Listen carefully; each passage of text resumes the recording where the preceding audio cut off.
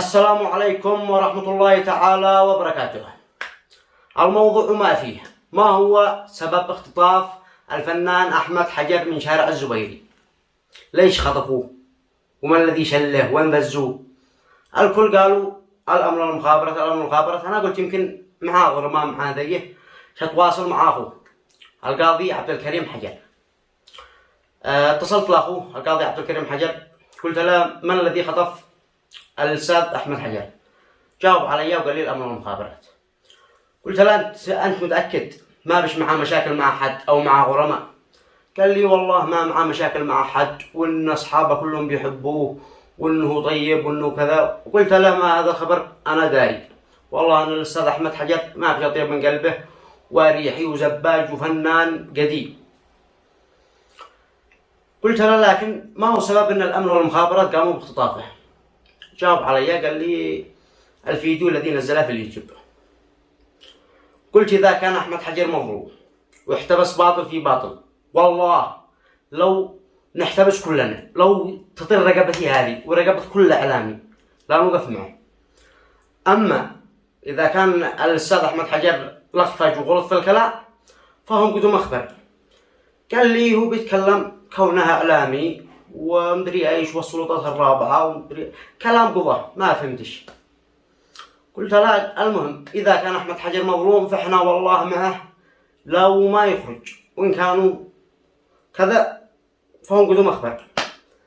المهم شليت التلفون وفتحت قناته في اليوتيوب، بصرت الفيديو الذي نزله. طلع انه قال ان جماعة انصار الله كلهم فاسدين وانه مدري ايش، كلام سياسي، دخل في السياسة بعمق وشتم الدولة يعني بشكل عام. فالموضوع ما فيه ان جهاز الامن والمخابرات في دولتنا شلوا الأستاذ أحمد حجر يحققوا معه. إذا كان بطنه نظيف بطنه فاضية وهو بيقول كلام من قلبه لا لسانه فهو يخرج. أما إذا كانوا يعني مرسل من العدوان أو بيدعمه جهة مخصصة علشان يكون مرجف، لأنكم أكثر الإعلاميين عارفين بهذا الكلام أن الحرب الإعلامية أقوى من الحرب في الجبهة. الحرب الإعلامية تشكل قلق للمواطن تدي الرعب، فهم قاموا شلوا يحققوا معه. إذا كان بطنه نظيف وما بش عليه أي حاجة وما بش حد بيدعمه ولا هو تبع العدوان فهم يخرجوه. وبعدين أضرب لكم مثل مصطفى المومري. من ما يعرفش مصطفى المومري؟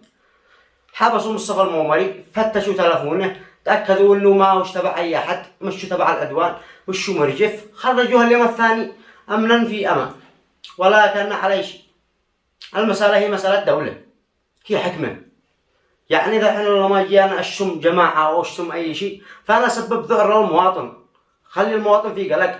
يعني كده إحنا يكفي إن إحنا في هم وغم ومظلومين وعيشتنا يعني قدي نكت في نكت، لا عاد يزيد الحرب الإعلامية يزيد يدي لك اكتئاب فوق الاكتئاب.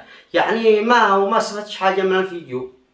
ورسالتي لك يا أخي الأستاذ الكبير الفنان أحمد حجر، إذا أنت شي تنتقد أو شي تقول شيء معين في راسك لا تشملش الكل، لا تشملش الكل. مثلا فلان مشرف سارق، فلان الفلاني سارق وهذا الإثبات، فلان منافق والفلان الفلاني منافق وهذا الإثبات. أما أنك تضم الجماعة يعني تضم الدولة كلها ليش؟ ما يحق لكش. وبعدين أنت إعلامي كبير وأنت داري بهذا الموضوع، مش إنه عندي إحنا الذي عاد إحنا مبتدئين نعلمك ما هو الصح من الغلط، وأنت فاهم كل الخبر وتشتغل مع الإمام الهادي وأخرجت أنت برنامج الحاصل، البرنامج الذي رد على العدوان السعودي. يعني أنا فكرت في نفسي قلت يمكن تصايح واحد من أنصار الله، والأستاذ أحمد حجر طبعا فيها سكر، ارتفع السكر عنده، يعني رجع 2 شوالة سكر، رجع نثرها وصب الجماعة كامل. ما بش حاجة. إذا بطنك نظيفة والله انك حتخرج اليوم ولا غدوة. وبعدين كل واحد من الشي يشتهر طلع فيديو لا نطالب بإخراج أحمد حجر، نطالب بإخراج أحمد حجر. ما يقتلوش ولا يعذبوه ولا يكهربوه. إذا بطنه نظيف وهو واثق بنفسه يفتشوا.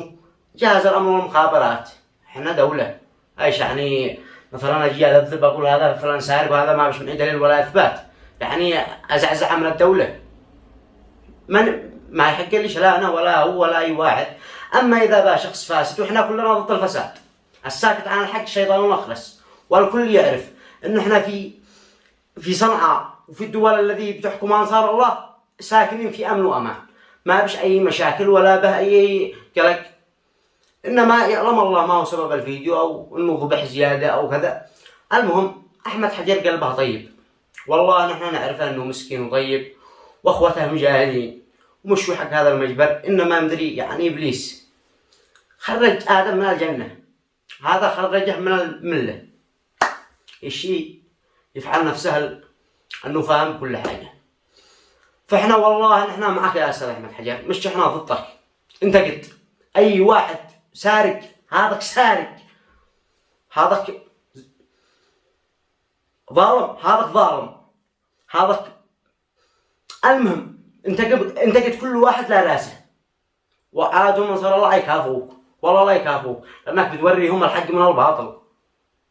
إحنا الآن في عدوان، وبعدين إذا أنت تتكلم على المعاش، ما معاش، كل الشعب يشيل المعاش، من الذي ما يشيل المعاش؟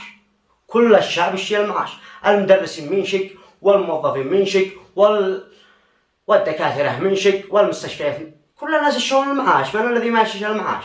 ما هذا احنا نطالب بصرف المعاشات. ليش نسكت؟ نشيل معاشات للموظفين، نشيل معاشات للمدرسين، نشيل معاشات للمهندسين، نشيل، هذا حق اطلب. بقول احنا نشيل معاشات، لكن مش تقول ان الجماعات فاسدة او كذا. المهم والله نحن معك يا أستاذ أحمد حجر، وكلنا معك.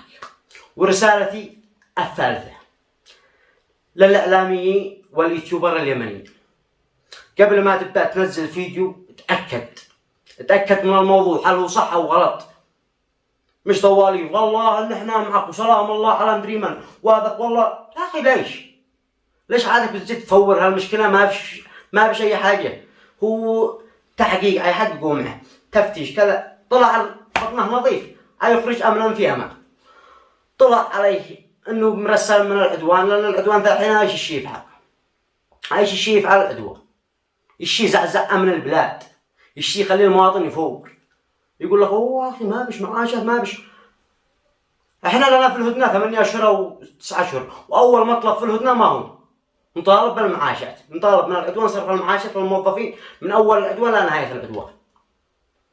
وبعدين البنك المركزي قد معروف انهم نقلوه من صنعاء لعدن. ما علي من مشاكل السياسة، انا ما اشتغل في السياسة، والله انما انا مع الحق، كلمة الحق تقال، والله لو يقطعوا راسي منها انا كلمة الحق اقولها، لو على جنازتي كلمة حق اقولها، كلمة حق اقولها. احمد حجر بعض الفيديوهات بيدي كلمة حق، بيندش فلان، بيندش ذي، مصطفى المنوري كذلك بيندش على كلمة حق، بس بيندش هو بايش؟ انتقاد بناء، بينتقد انتقاد بناء، فلان كذا كذا، المسؤول فلان كذا سارق، هل حد حبسه؟ والله كان مخزن مكيف مرم، والمسألة ما تكلفش كل هذه العجين والذية. أهم حاجة اليوتيوبر قبل ما تنزل أي فيديو تأكد منه، تأكد من الموضوع، ما هو سبب الموضوع ذي، ليش حبسوا فلان لما كذا. أرحم الراحمين قد قالها، إذا جاءكم فاسق بنبأ فتبينوا، تبين، لا تظلمش أحد ولا أحد يظلمك، لا يقولوا عليك انك تبع العدوان ولا يقولوا عليك تبع كذا. بعدين رسالتي للعدوان،